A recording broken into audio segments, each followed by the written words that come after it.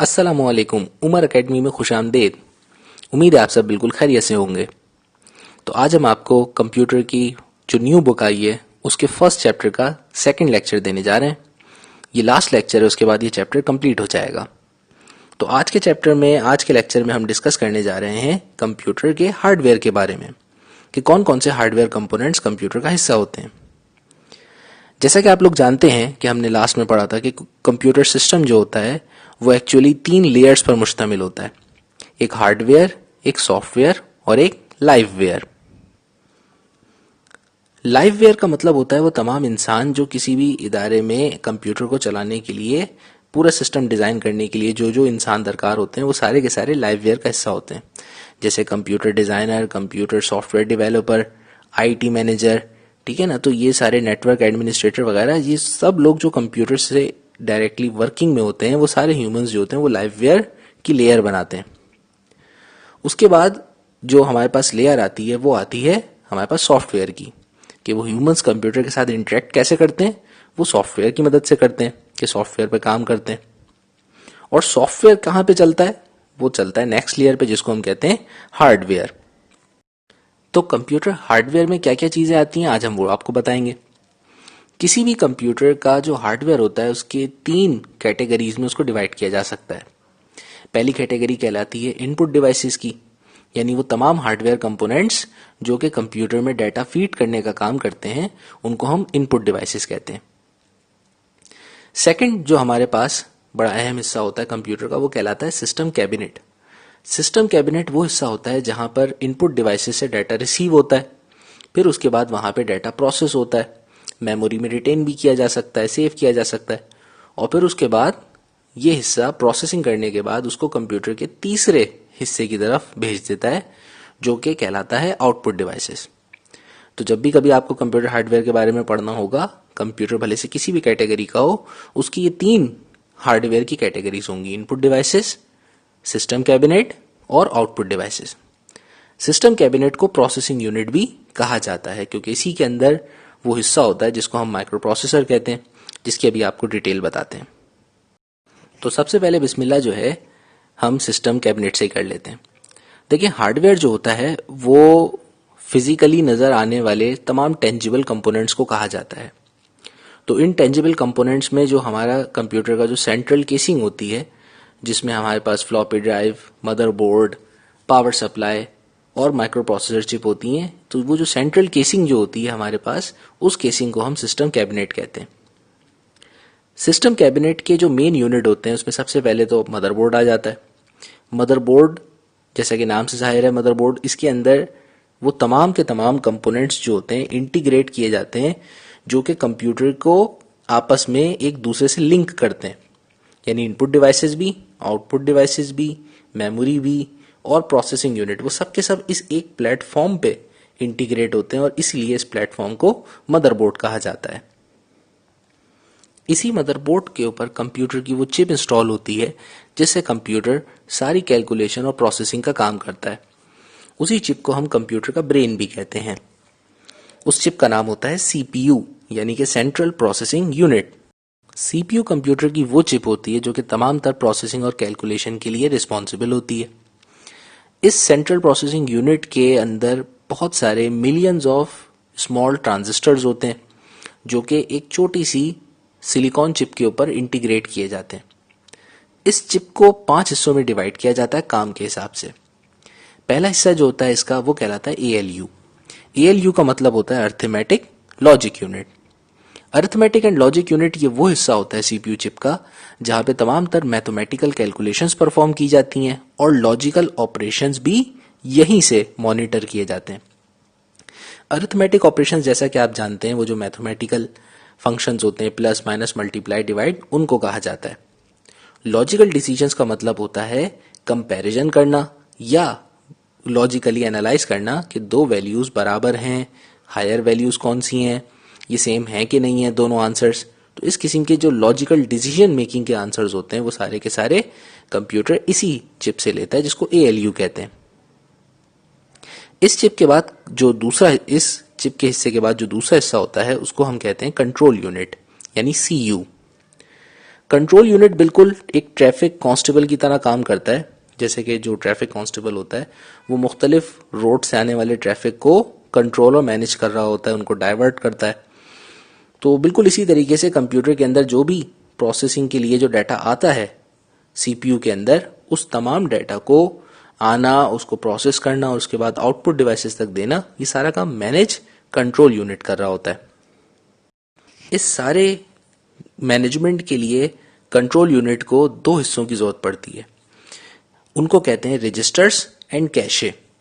तो रजिस्टर और कैशे जो होते हैं ये वो हिस्से होते हैं सीपीयू चिप के जो कि टेम्पररी और बहुत फास्ट मेमोरी का काम करते हैं, और इन मेमोरी की मदद से किसी भी बड़े सिक्वेंशियल कैलकुलेशन को छोटे छोटे स्टेप्स में ब्रेक करके कंप्यूटर आसानी से सॉल्व कर सकता है। तो रजिस्टर्स और कैशे दोनों के दोनों फास्ट टेम्पररी मेमोरी का काम करते हैं और ये सीपीयू के अंदर ही होते हैं। यानी कि ये होगा चार हिस्से। पहला हमने बताया ईएलयू, दूसरा हिस्सा हमने बताया कंट्रोल यूनिट, तीसरा हिस्सा रजिस्टर्स और चौथा कैशे। इसके अलावा सीपीयू चिप का पांचवा और जो आखिरी हिस्सा होता है उसको हम कहते हैं सीपीयू क्लॉक। जी जनाब, अब आप कहेंगे कंप्यूटर के अंदर भी क्लॉक होती है, वो भी सीपीयू के अंदर? तो जनाब असल में ये क्लॉक ही होती है जो कि रिस्पॉन्सिबल होती है कि कंप्यूटर की स्पीड प्रोसेसर की कितनी फास्ट होगी। ये क्लॉक वो क्लॉक नहीं है जैसे हमारी घड़ी जो टाइम बता रही होती है। ये जो क्लॉक होती है कंप्यूटर के अंदर, ये पल्स जनरेशन का काम करती है, यानी इलेक्ट्रिक सिग्नल्स जनरेट करती है जिसकी वजह से कंप्यूटर का प्रोसेसर काम करता है। जितना ज्यादा कंप्यूटर की सीपीयू की क्लॉक होगी उतनी ज्यादा तेजी से कंप्यूटर की प्रोसेसिंग स्पीड होगी, उतनी तेजी से कंप्यूटर इंस्ट्रक्शंस को प्रोसेस कर सकता है। जो क्लॉक होती है उसकी स्पीड जो होती है वो मेगाहर्ट्ज और गीगाहर्ट्ज में मेजर की जाती है। तो जनाब ये पांच हिस्से मिलकर के एक कंप्लीट माइक्रो प्रोसेसर चिप जो होती है, जिसको हम सेंट्रल प्रोसेसिंग यूनिट कहते हैं, उसको तश्कील देते हैं और उसके सारी फंक्शनैलिटी परफॉर्म करते हैं। सीपीयू के बाद जो कंप्यूटर का अदर जो इंपॉर्टेंट हिस्से होते हैं जो मदरबोर्ड के ऊपर मौजूद होते हैं, उनमें उसकी प्राइमरी और सेकेंडरी मेमोरी आ जाती है। तो सबसे पहले हम प्राइमरी मेमोरी का जिक्र करते हैं। प्राइमरी मेमोरी वो मेमोरी होती है जो कंप्यूटर के मदरबोर्ड के ऊपर ही इंस्टॉल की जाती है। प्राइमरी मेमोरी की दो फर्दर क्लासेस होती हैं। एक कहलाती है रैंडम एक्सेस मेमोरी और एक कहलाती है रीड ओनली मेमोरी। तो प्राइमरी मेमोरी की बेसिक डेफिनेशन क्या है कि एक फास्ट मेमोरी होती है जो कि कंप्यूटर के मदरबोर्ड के ऊपर इंस्टॉल होती है। ठीक है भाई, रजिस्टर और कैशे भी बहुत फास्ट मेमोरी होते हैं, लेकिन वो जो है वो कहाँ होते हैं? रजिस्टर और कैशे जो होते हैं वो सीपीयू के अंदर इंटीग्रेट होते हैं। तो जितना ज्यादा आपके ब्रेन से करीब होगी मेमोरी, यानी सीपीयू के जितनी करीब होती है, तो उतनी ज्यादा उसको परफॉर्मेंस में तेजी मिलती है और आसानी से और जल्दी कंप्यूटर प्रोसेसिंग कर सकता है। तो सबसे फास्ट मेमोरी जो होती है वो कैशे और रजिस्टर होती है। फिर उसके बाद जो सेकंड नंबर पर आती है वो आती है आपकी RAM and ROM. RAM and ROM में फर्क क्या है? सबसे पहले हम रोम के बारे में बताते हैं आपको। रोम जो होता है उसका मतलब होता है रीड ओनली मेमोरी। इस चिप के ऊपर अक्सर बायोस भी लिखा हुआ होता है, और ये जो चिप होती है सबसे पहले ये बायोस यानी बेसिक इनपुट आउटपुट स्ट्रक्चर्स का काम करती है। जब कंप्यूटर बनाया जाता है फैक्ट्री के अंदर, तो वहां पर इसके अंदर कुछ प्री इंस्टॉल्ड प्रोग्राम्स होते हैं जिनको फर्मवेयर कहा जाता है। उन प्रोग्राम्स को इस चिप के अंदर इंस्टॉल कर दिया जाता है। वो क्यों किया जाता है वो भी बताते हैं। जैसे ही आप कंप्यूटर को सबसे पहले ओपन करते हैं, तो ओपन होने से पहले कंप्यूटर जो होता है वो पहले अपने पूरे सिस्टम को डायग्नोस करता है कि क्या मैं ऑपरेट करने के काबिल हूं कि नहीं हूं, क्या मेरे सारे हार्डवेयर कंपोनेंट्स सही हालत में अटैच हैं, वर्क करने के काबिल हैं कि नहीं है, कोई हार्डवेयर में एरर तो नहीं है, यानी कोई ऐसा प्रॉब्लम जिसकी वजह से मैं ना रन कर सकूं। तो ये डायग्नोस्टिक जो होती है ना, ये पूरा सर्च करना, ये सारा जो प्रोग्राम होता है ना, ये फर्मवेयर प्रोग्राम बायोस की चिप में इंस्टॉल्ड होता है। इसीलिए इसे रीड ओनली मेमोरी कहा जाता है कि कंप्यूटर इसे सिर्फ रीड कर सकता है यहां से इंस्ट्रक्शंस को। इन इंस्ट्रक्शंस को चेंज या डिलीट आप आसानी से नहीं कर सकते हैं, लेकिन उसके लिए आपको जो है ना फिर एक्सपर्ट कंप्यूटर प्रोग्रामर होना पड़ता है। तो फिर उसमें आप जा करके थोड़ी बहुत चेंजिंग कर सकते हैं, वरना कंपनी से बाय डिफॉल्ट जो होते हैं ये रीड ओनली हालत में आते हैं कि इसे ऑल्टर नहीं किया जा सकता। तो रोम चिप बेसिकली हमारी प्री प्रोग्राम चिप होती है। इसमें पहले से ही इसके अपने जाती प्रोग्राम्स होते हैं जिनको हमने कहा फर्मवेयर कहा जाता है। ये चिप हमारे पास और भी बहुत से इलेक्ट्रॉनिक डिवाइसेस के अंदर मौजूद होती है, जैसे टीवी सेट हो गए, वॉशिंग मशीन्स हो गई, इलेक्ट्रॉनिक माइक्रोवेव ओवन हो गए। तो जब आप इन चीज़ों को भी ओपन करते हैं ना, तो इनके भी एक सेल्फ डायग्नोस्टिक प्रोग्राम्स होते हैं। तो वो सबसे पहले जब टीवी एलसीडी वगैरह ओपन होती है तो उसके अंदर भी जो फर्मवेयर होता है वो सारा जो है ना एक पर्टिकुलर डिस्प्ले देने में और एक ख़ास स्क्रीन आपके सामने शो करने में मदद देता है।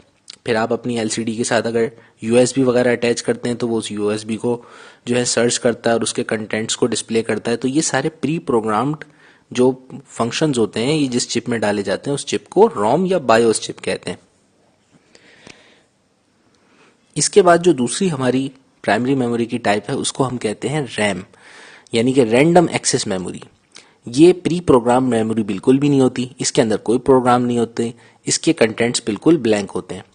और ये सिर्फ और सिर्फ जब हमारा कंप्यूटर एक दफ़ा लोड हो जाता है, बूट हो जाता है, तो उसके बाद ऑपरेटिंग सिस्टम लोड होने के बाद फिर ये मेमोरी हमारे काम आती है। तो यहाँ मैं थोड़ा सा आपको बता दूं कि कंप्यूटर बूट कैसे होता है।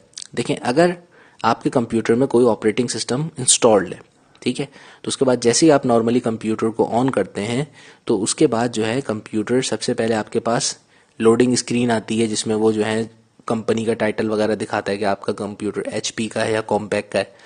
तो वहाँ उस वक्त वो कंट्रोल रोम चिप को देता है। सबसे पहले रोम चिप एक्टिवेट होती है, वो बहुत तेज़ी से डायग्नोस्टिक करती है और शुरू में ऑप्शन देती है आपको कि अगर आपने सेटअप में जाना है तो आप बायोस के सेटअप में जाकर के इसकी मुख्तलिफ फंक्शंस को चेक कर सकते हैं या चेंज कर सकते हैं कि कंप्यूटर हार्ड डिस्क से लोड हो, सॉफ्टवेयर लोड हार्ड डिस्क से करे या सीडी रोम से करे या यूएसबी से करे। तो वो सारे फंक्शंस जो हैं वो रोम चिप के नज़र आ रहे होते हैं। अगर आपके अंदर ऑपरेटिंग सिस्टम कंप्यूटर में बिल्कुल ओके है, आपका विंडोज़ या कोई सा भी ऑपरेटिंग सिस्टम लोड है, तो वो फिर जब डायग्नोस्टिक कंप्लीट हो जाता है, कोई एरर बीप नहीं आता, तो कंप्यूटर फॉरन कंट्रोल जो होता है फिर रोम चिप से ट्रांसफ़र रैम को कर देता है। अब जो ऑपरेटिंग सिस्टम आपके हार्ड डिस्क के अंदर सेव हुआ हुआ होता है वो सिस्टम अब रैम का कंट्रोल संभाल लेता है और वहाँ पे अपनी सारी जो इसेंशियल फाइल्स होती हैं कंप्यूटर को चलाने के लिए वो लोड करने लगता है। फिर इस दौरान आपके पास कंप्यूटर की स्टार्टअप स्क्रीन आ जाती है और थोड़ी देर जो है वो स्क्रीन ब्लिंक करके फिर उसके बाद आपका डेस्कटॉप डिस्प्ले हो जाता है। जब आपका डेस्कटॉप डिस्प्ले हो जाता है तो उसका मतलब होता है कि अब आपका कंप्यूटर जो है उसने अपना सॉफ्टवेयर जो है वो हार्ड डिस्क से रैम के अंदर लोड कर लिया है। इस प्रोसेस को कंप्यूटर बूटिंग कहते हैं। उसके बाद फिर आपका कंप्यूटर रेडी होता है कि अब आप जो है जो फंक्शन परफॉर्म करना चाहें, जो भी सॉफ्टवेयर यूज़ करना चाहें वो आप यूज़ कर सकते हैं। फिर कंट्रोल रैम चिप के पास होता है। रैम चिप में और रोम चिप में एक और जो बड़ा बुनियादी फ़र्क है वो ये है कि आप रोम चिप के कंटेंट तो इतनी आसानी से चेंज नहीं कर सकते, लेकिन रैम चिप के जो कंटेंट्स होते हैं वो आपकी ऊपर होते हैं कि आप उसे चाहें तो जब चाहें चेंज कर सकते हैं। रैम चिप को इसीलिए वॉलेटाइल कहते हैं और रोम चिप को नॉन वॉलेटाइल कहते हैं। तो रैम चिप जो होती है, जब तक पावर है कंप्यूटर में, कंप्यूटर डिस्प्ले दे रहा है, उस वक्त तक रैम के कंटेंट्स डिस्प्ले पे नजर आते हैं। अगर आप उस इंफॉर्मेशन को सेव कर लें तो वो फिर हार्ड डिस्क में जहां आप जिस लोकेशन पे सेव करेंगे वो डाटा सेव हो जाएगा। अदरवाइज अगर आपने सेव नहीं किया तो जैसे ही पावर फ्लक्चुएशन हुआ या अगर आपने गलती से कंप्यूटर शट डाउन कर दिया तो वो सारी इंफॉर्मेशन जो होती है वो लॉस्ट हो जाएगी।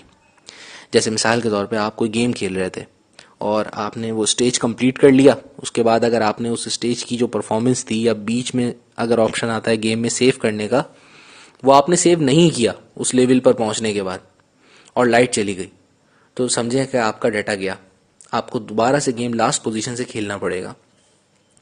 तो रैम चिप में ये होता है कि ये सिर्फ और सिर्फ जब तक पावर होती है ये कंटेंट उस वक्त तक डिस्प्ले करती है सारी वर्किंग के, और जब पावर लॉस हो जाती है तो रैम चिप के अंदर जितना भी डाटा होता है वो सारा डिलीट हो जाता है, लॉस हो जाता है।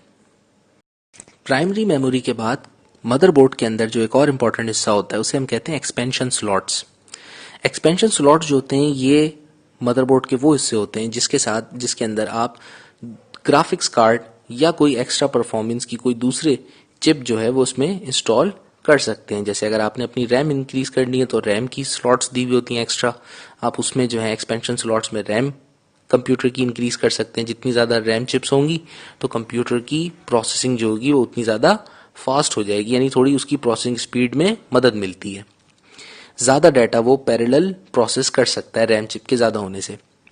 इसी तरीके से आप एक तो बिल्ट इन ग्राफिक्स कार्ड होता है, कुछ सिस्टम्स ऐसे आते हैं जो कि ब्रांडेड सिस्टम्स होते हैं तो उनके अंदर मदरबोर्ड के ऊपर ही कंप्यूटर का ग्राफिक्स कार्ड बिल्ट इन होता है। लेकिन अगर आपको हाई परफॉर्मेंस की गेम्स खेलने हैं या आप चाहते हैं कि कुछ ज़्यादा अच्छी ग्राफिक्स हो जाए कंप्यूटर की, तो आप जो है एक्सटर्नल ग्राफिक्स कार्ड भी कंप्यूटर में इंस्टॉल कर सकते हैं।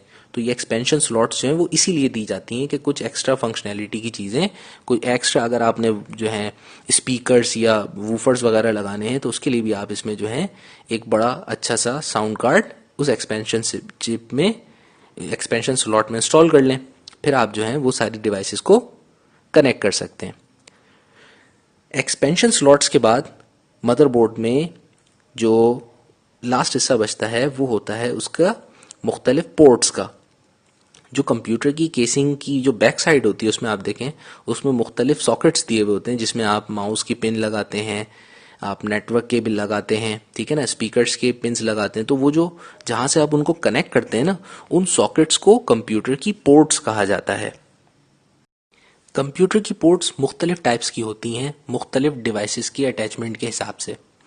जो 3 कॉमन पोर्ट्स होती हैं जो आपको नॉर्मल पीसीज के अंदर मिलेंगी, तो उसमें एक होती है सीरियल पोर्ट और एक होती है पैरेलल पोर्ट और एक होती है यूएसबी पोर्ट। तो सीरियल पोर्ट जो होती है वो ऐसी पोर्ट होती है जो कि सीरियल कम्युनिकेशन के लिए यूज होती है। इस पोर्ट की खासियत ये होती है कि ये जो डाटा होता है ना इसमें सीरियल ही जाता है, यानी कि 1 बिट एट अ टाइम। तो ये 1 बिट करके ये डाटा को ट्रांसफर करती है। इसकी मिसाल ऐसे ही है जैसे कि आपके घर में जो मेन गेट है तो उसमें एक छोटा सा भी गेट होता है कि अगर किसी भी 1-2 बंदों ने जाना होता है तो आप पूरा गेट नहीं खोलते बल्कि सिर्फ एक जो साइड में जो गेट होता है छोटा सा वो खोल देते हैं। तो उससे एक एक करके एक बंदा एक वक्त में आ जा सकता है। लेकिन अगर आपने घर में गाड़ी को गैराज में पार्क करना है तो फिर आप पूरा मेन गेट खोल देते हैं। तो पूरा मेन गेट खोल देते हैं तो उसमें आप देखें कितनी स्पेस होती है, 3-4 बंदे पैरेलल आ सकते हैं। तो यही फर्क सीरियल और पैरेलल पोर्ट में होता है कि सीरियल पोर्ट जो होती है उसमें पिन्स होती हैं और वो डाटा को बिट वाइज ट्रांसफर करती है 1 बिट एट अ टाइम। जबकि पैरेलल पोर्ट जो होती है ना उसके अंदर एक साथ 8 चैनल्स होते हैं या 16 चैनल्स होते हैं। तो उसके अंदर जो है कैपेसिटी होती है कि वो एक वक्त में 8 से 16 बिट्स का डाटा कॉन्टिन्यूसली ट्रांसफर कर सकती है। तो नतीजतन पैरेलल पोर्ट जो होती है वो फास्टर होती है, सीरियल पोर्ट का जो डाटा ट्रांसफर होता है वो स्लो होता है। लेकिन सीरियल पोर्ट जो होती है वो उसका डाटा ट्रांसफर तो स्लो होता है लेकिन वो डाटा एक लॉन्ग डिस्टेंस पर भी भेजने की सलाहियत रखती है। पैरेलल ज्यादा डाटा सेंड करती है लेकिन बहुत ज्यादा लॉन्ग रेंज तक नहीं भेज सकती।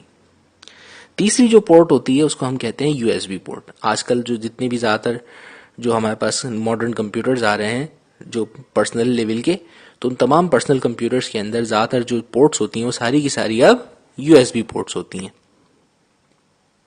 तो यूएसबी का मतलब होता है यूनिवर्सल सीरियल बस। ठीक है भाई। अब ये यूनिवर्सल सीरियल बस क्या होती है इससे पहले आपको बस का कंसेप्ट समझाते हैं। देखिए भाई, कंप्यूटर में भी 3 तरीके की बसें चलती हैं। अब बस का काम क्या होता है देखें, जो एक नॉर्मल बस होती है उसका काम होता है ट्रांसपोर्ट करना, एक जगह से दूसरी जगह पैसेंजर्स को ट्रांसपोर्ट करती है। तो बिल्कुल इसी तरीके से कंप्यूटर के अंदर जो चीज घूम रही होती है, नाच रही होती है, वो होती है इन्फॉर्मेशन।